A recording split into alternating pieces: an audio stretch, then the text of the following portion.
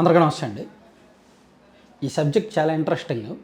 Supreme court తాజాగా ఈరోజు ఏం చెప్పిందంటే, ఒక తీర్పులో మతం మారితే క్రైస్తవంలోకి వెళ్తే వాళ్ళకి ఎస్సీ హోదా రాదు అని చెప్పింది. వాళ్ళు ఇంకా ఎస్సీలు కాదు, ఆ బెనిఫిట్స్ ఏమీ పొందలేరు అని చాలా స్పష్టంగా తీర్పిచ్చింది.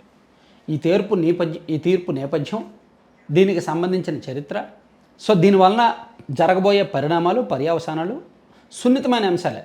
ఈ వీడియోలో ఒకసారి మాట్లాడుకుంటే, మన దేశంలో కుల వ్యవస్థ ఉంది, మత వ్యవస్థ ఉంది.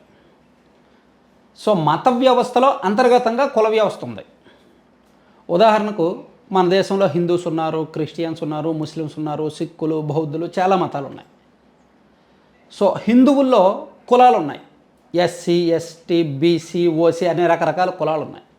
సిక్కుల్లోనూ కులాలు ఉన్నాయి, బౌద్ధుల్లోనూ కులాలు ఉన్నాయి. కానీ క్రిస్టియానిటీలో కులాలు లేవు. క్రిస్టియానిటీలో ఎటువంటి కులాలు లేవు. అండ్ ముస్లిమ్స్లో కూడా కులాలు లేవు. ఈ విషయం గతంలోనే హైకోర్టు చెప్పింది, అండ్ రాజ్యాంగంలో కూడా చాలా స్పష్టంగా ఉంది. ఇక్కడ గతంలో బాపట్లలోనంట చింతాడ ఆనంద్ అనే ఒక పాస్టర్ అనుమతులు లేకుండా చర్చ నిర్వహిస్తున్నారని అక్కడ అక్కల రామిరెడ్డి అనే వ్యక్తి వాళ్ళని ప్రశ్నించారంట. ఆ పాస్టర్ గారిని ప్రశ్నించినప్పుడు వాళ్ళ మధ్య వాదన పెరిగి ఆ పాస్టర్ గారు, ఆ ఆనంద్ అనే పాస్టర్ గారు వీళ్ళ మీద, అక్కల రామిరెడ్డి అండ్ స్థానికులు కొంతమంది మీద ఎస్సీ ఎస్టీ అట్రాసిటీ కేసు పెట్టాడు ఆయన. దాంతో వీళ్ళు, ఈయన మతం మారాడు, 10 సంవత్సరాల కిందటి వరకు ఈ పాస్టర్ ఆనంద్ హిందూయే, 10 ఏళ్ల కిందట ఈయన మతం మారి క్రిస్టియన్ అయ్యాడు, క్రిస్టియన్ అయ్యి ఇప్పుడు పాస్టర్ అయ్యాడు, సో ఈయనకు ఎస్సీ హక్కులు ఉండవు, కాబట్టి ఈయన కేసు పెట్టినంత మాత్రాన అట్రాసిటీ చట్టం కింద మా మీద ఎఫ్ఐఆర్ పెట్టడానికి వీల్లేదని చెప్పి వాళ్ళు హైకోర్టుని ఆశ్రయించారు. సో ఈ పిటిషన్ మీద సుదీర్ఘంగా విచారణ చేపట్టిన హైకోర్టు ధర్మాసనం గతేడాది తీర్పిచ్చింది.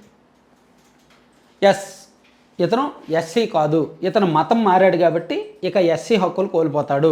క్రిస్టియానిటీలో మతం లేదు, క్రిస్టియానిటీలో ఎస్సీ, ఓసీ, బీసీ అనేది ఉండదు, అందరూ ఒకటే. కాబట్టి ఇతను ఎస్సీ కాదు, కాబట్టి ఇతను ఎస్సీ ఎస్టీ అట్రాసిటీ చట్టం కింద కేసు పెట్టే అర్హత లేదు అని చెప్పి హైకోర్టు చెప్పింది. దాంతో పాస్టర్ ఆనంద్ ఊరుకోలా, సుప్రీంకోర్టుని ఆశ్రయించాడు. సో సుప్రీంకోర్టు ఈరోజు ఏం తీర్పు ఇచ్చిందంటే, హైకోర్టు ఇచ్చిన తీర్పుని సమర్థించింది. సో రాజ్యాంగంలో 3వ నిబంధన ప్రకారం హిందువు కాని ఎవరికి షెడ్యూల్ కులానికి చెందిన వారిగా పరిగణించకూడదు. పుట్టుకతో హిందువు అయిన మతం మారడంతో ఆనంద్ షెడ్యూల్ కులానికి చెందరు అని హైకోర్టు గతంలో చెప్పింది.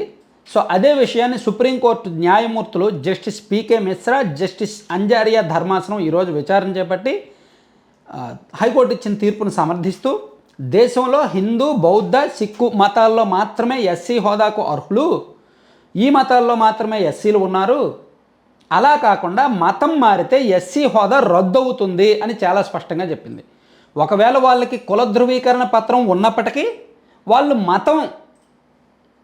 కుల ధృవీకరణ పత్రం ఉందనుకోండి, అది ఎస్సీలకో లేదా సిక్కులకో లేదా బౌద్ధులకో ఉంటే ఓకే, వాళ్ళు ఎస్సీలే. కానీ వాళ్ళు క్రిస్టియన్స్ అయితే వాళ్ళకి ఎస్సీ రిజర్వేషన్, కుల ధృవీకరణ పత్రం ఉన్నా అది చెల్లదు. సో ఇక్కడ మతాన్ని కీలకంగా చూడాలి. సో క్రైస్తవ మతంలోకి మారి పాస్టర్గా పనిచేస్తున్న వ్యక్తి ఎస్సీ ఎస్టీ చట్టం కింద రక్షణ పొందలేరు అని సుప్రీంకోర్టు ఈరోజు స్పష్టం చేసింది. మతం మారితే కుల సర్టిఫికేట్ రద్దు కాకపోయినా చట్టం అయితే వర్తించదు అని ధర్మాసనం పేర్కొంది.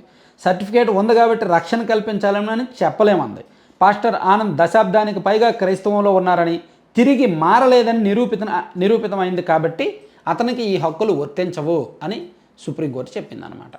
సో దీన్ని బట్టి అర్థం చేసుకోవాల్సింది ఏంటంటే, మతం మారితే హిందువుల్లో ఎస్సీలు చాలామంది ఉంటారు, వాళ్ళు హిందూస్గా ఉన్నంతకాలం ఎస్సీలే. వన్స్ వాళ్ళు మతం మారితే ఇంకా వాళ్ళు హిందూస్ కాదు, బీసీఈలోకి వెళ్తారు. నాకు తెలిసి కన్వర్టెడ్ అంటే బీసీఈ అనుకుంటున్నా, సబ్జెక్ట్ టు కరెక్షన్. నాకు అంత కరెక్ట్గా ఈ మతం మార్పులు దీని గురించి తెలీదు.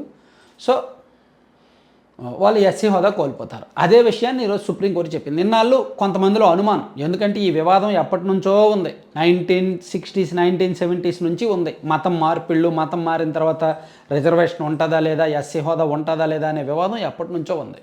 సో ఆ వివాదానికి ఫుల్ స్టాప్ పెడుతూ సుప్రీంకోర్టు తాజాగా ఈరోజు ఇచ్చిన తీర్పు ప్రకారం అయితే మాత్రం చాలా స్పష్టంగా మతం మారిన వాళ్ళు ఇక మీదట మీకు ఏ పాస్టర్లు కానీ లేదంటే ఎవరైనా సరే మతం మారితే వాళ్ళకి ఎస్సీ హక్కులు ఉండవు, ఎస్సీ ఎస్టీ రక్షణ చట్టం కింద వాళ్ళు అట్రాసిటీ కేసులు పెట్టడానికి వీల్లేదు అనేది చాలా స్పష్టం. సుప్రీంకోర్టు ఇచ్చిన తీర్పు అయితే అది. సో ఇది చాలా సున్నితమైన అంశం, చాలా పెద్ద అంశం, చాలామంది కళ్ళు తెరిపించే అంశం, చాలా ఫేక్ కేసులకు అడ్డం వచ్చే అంశం అన్నమాట, అడ్డం వచ్చే తీర్పు. ఎందుకంటే దేశవ్యాప్తంగా చాలామందికి ఇదో ప్యాషన్ అయిపోయింది. మేము ఎస్ఏ మతం మారుతారు, మతం మారిన తర్వాత కూడా ఎస్ఏ సర్టిఫికేట్ ఉంటుంది, అది పట్టుకొని కొంతమంది బెదిరింపులకు పాల్పడతారు, కొంతమంది అట్రాసిటీ కేసులు పెడతారు, కొంతమంది బేరాలు, రకరకాలుగా వ్యవహారం మారిపోయింది. దాని అంతటికీ ఈ తీర్పు అడ్డుకట్ట వేస్తుంది అనమాట. Thank you.